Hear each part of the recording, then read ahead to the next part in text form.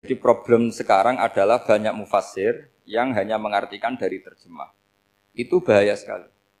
Jika ada orang yang menikah secara mut'ah, itu kan mirip kayak transaksi zina. Mereka berdalil famastamta'tum bihi minhunna fa'atuhunna ujurahun. Perempuan yang sudah kamu nikmati, yang penting kamu bayar. Terjemahnya seperti itu. Karena ujur itu jamaknya ujroh. Itu fatal sekali. Padahal ayat itu begini, settingannya begini, setting siakul kalamnya atau asbab nuzulnya begini.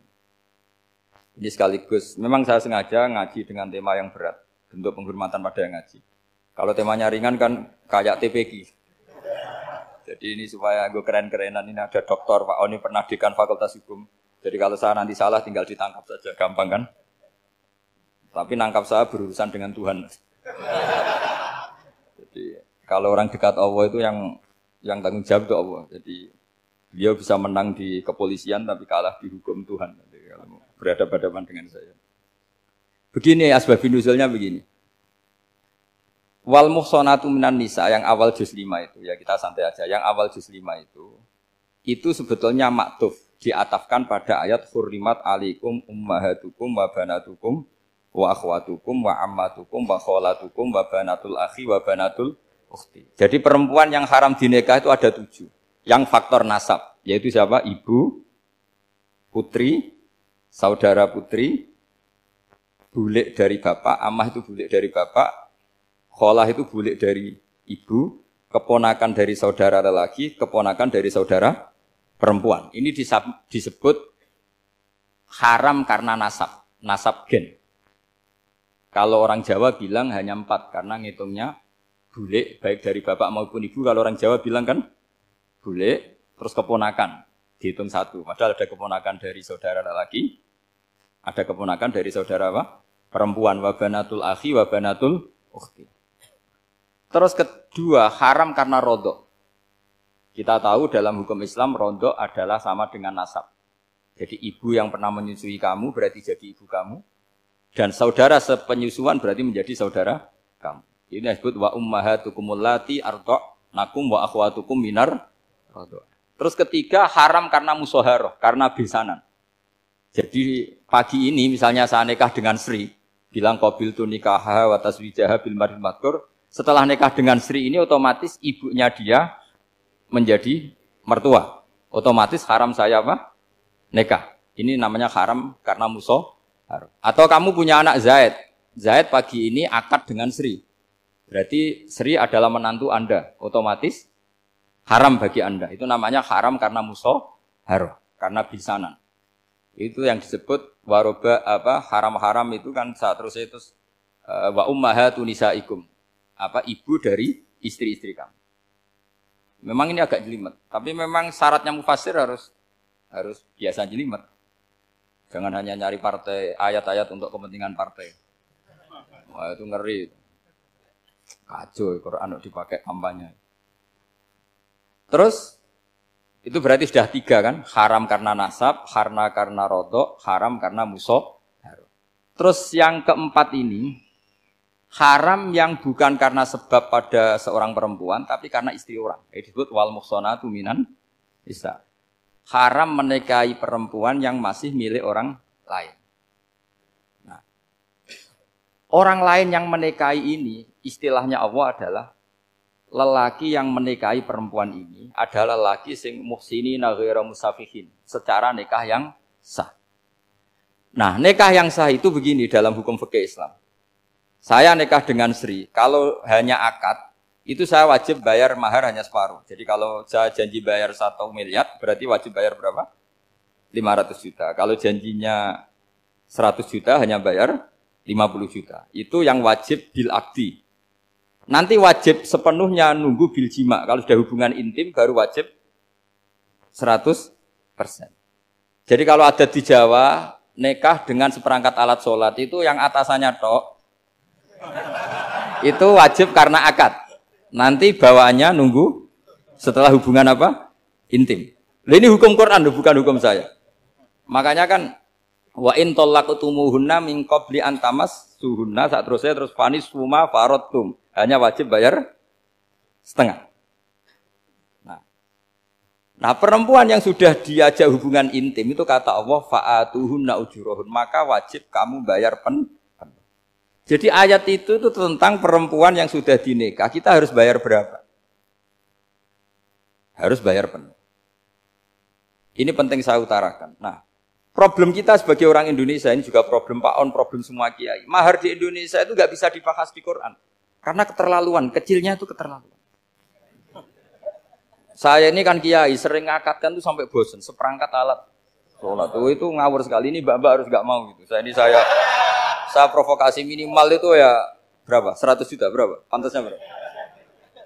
Pantasnya berapa? 10 gram itu berapa nilainya? Kan 1 gram 500.000 baru 5. Ya sudah mendingan itu 10 gram. Quran itu bayangannya gini sambil latihan, yang hafal-hafal biar latihan. Jangan dapat beasiswa karena hafal tapi nggak jelas jeluntrungannya. Quran itu bayangannya gini, ini nggak mungkin Quran ini bisa dibaca di Jawa. Wa in aradtum istibdala zaujim makana zauji wa ataitum ihdahunna qintaran fala ta'khudhu minhu syai'a. Jika kamu nikah sama seorang perempuan, kemudian kamu cerai, maka mahar yang sudah kamu berikan jangan ambil lagi.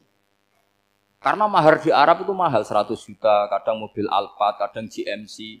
Sehingga setelah menceraikan tuh kebayang menarik. Kok enak, dulu saya memberikan itu kan karena dapat servisnya, sekarang sudah saya cerai, saya tarik. Kalau mahar di Indonesia kan seperangkat alat sholat. Jadi gak kebayang ada kalimat fala ta'khudhu minhu syai'a, jangan ambil lagi. Kebayang ngambil aja enggak? Apalagi kalau nikahnya sudah 2 tahun kan sudah lusuh, sudah. Tapi kalau di Arab itu kebayang karena mahal. Makanya orang Arab suka nikah orang Indonesia karena murah. Jadi bahasa kintoron itu harta yang enggak ternilai. Wa ataitum ihdahunna kintoron. Yang enggak ternilai, mahal betul. Itu pernah saya hitung, ada yang mahar itu 400 juta, ya sekira segitu. Nah, makanya setelah dicerai, Allah memperingatkan setelah kamu kasihkan, ya jangan minta lagi. Kenapa kepikiran minta? Karena jumlahnya besar. Kalau di Indonesia kepikiran nggak minta, ya?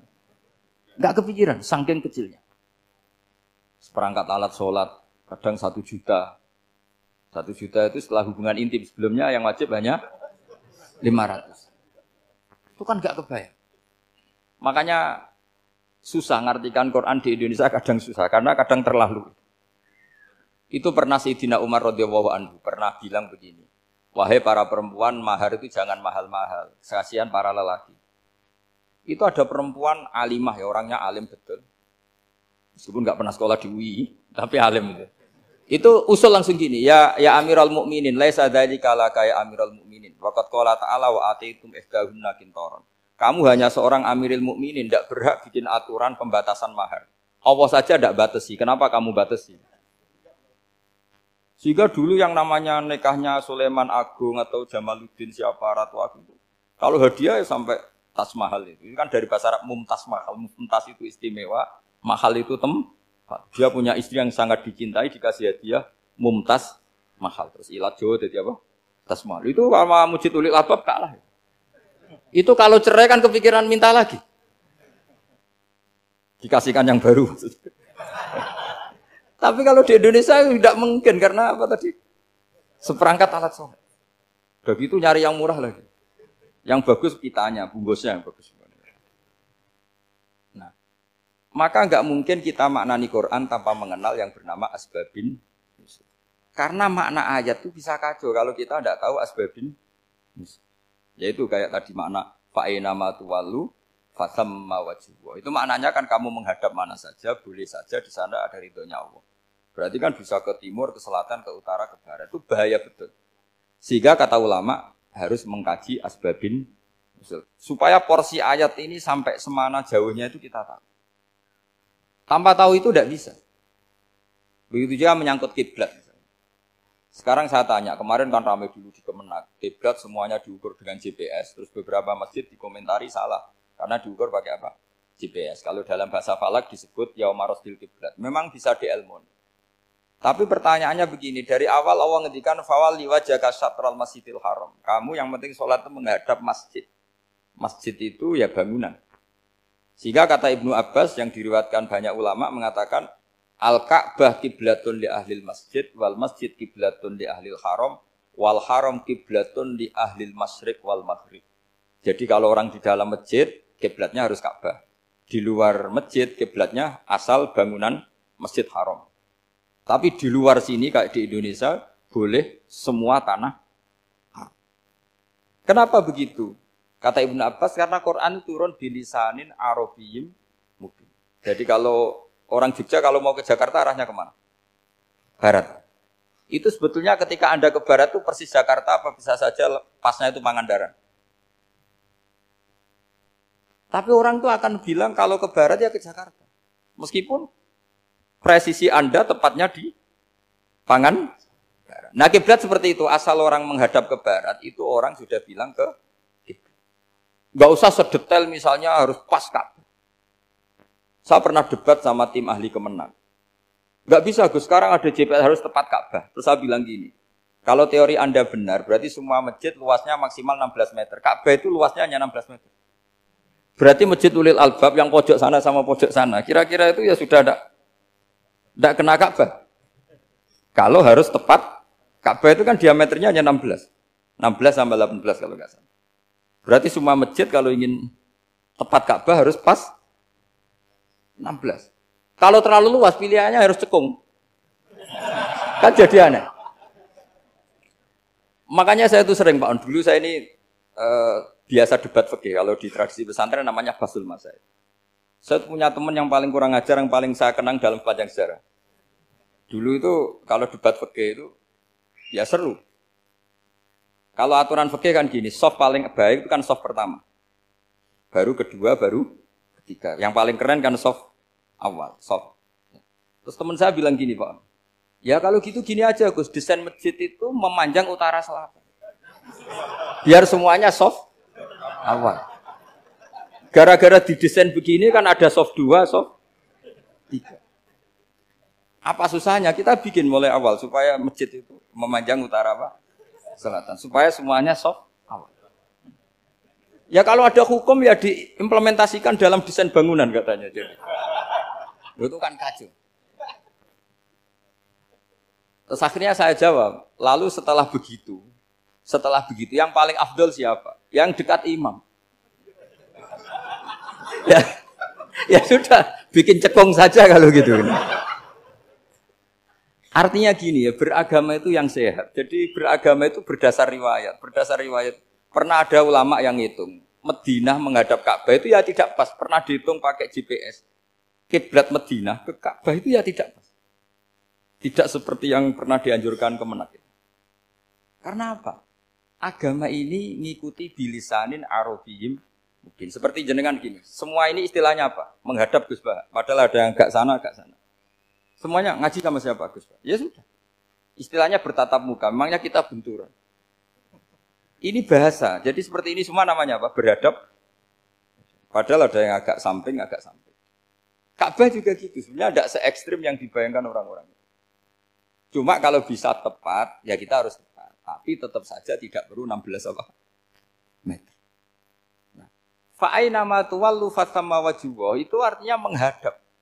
Menghadap itu menghadap arah. Makanya Allah tidak dawuh fawalli wajhaka nahwal Ka'bah, tapi fawalli wajhaka syatrul Masjidil Haram. Jadi ini penting saya utarakan supaya kita familiar dengan istilah-istilah Quran. Istilah Quran itu gampang sebenarnya. Kalau kita kaji itu gampang. Problem kita tidak pernah mengkaji. Jadi semuanya asing.